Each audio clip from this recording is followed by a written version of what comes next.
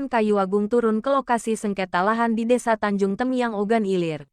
Pihak tergugat terkejut penggugat memiliki sertifikat tahun 2013.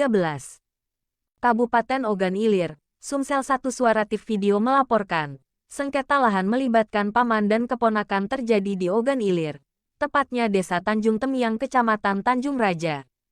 Sengketa lahan tersebut kini telah memasuki tahap persidangan. Hakim dari Pengadilan Negeri PN Kayu Agung pun turun ke lokasi sengketa lahan di wilayah Desa Tanjung Temiang itu.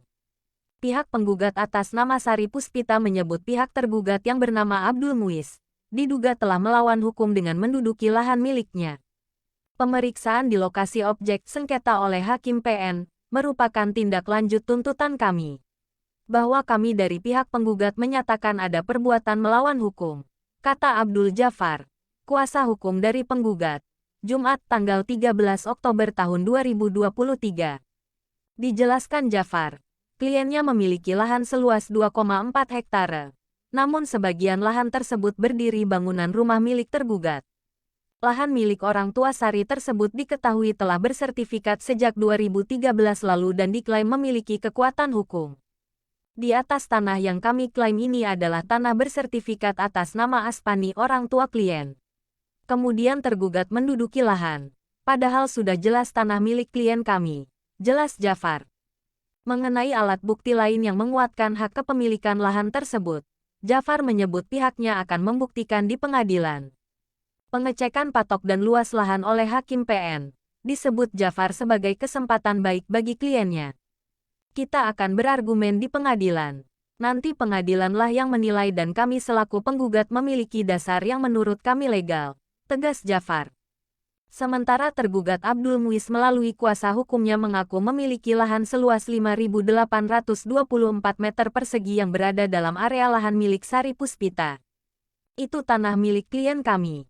Kami mempunyai bukti alas hak yang dapat dipertanggungjawabkan, tegas Syafatsyah Rahman, kuasa hukum Muiz. Syafatsyah Rahman menjelaskan, kliennya membeli tanah, di antaranya seluas setengah hektare tersebut dari seseorang pada tahun 1995. Pihaknya mengaku terkejut karena pihak penggugat mengklaim memiliki sertifikat tanah yang dibuat pada tahun 2013. Menurut Syafatsyah Rahman, sertifikat tanah milik Sari dikeluarkan tanpa persetujuan pemilik lahan di sekitarnya.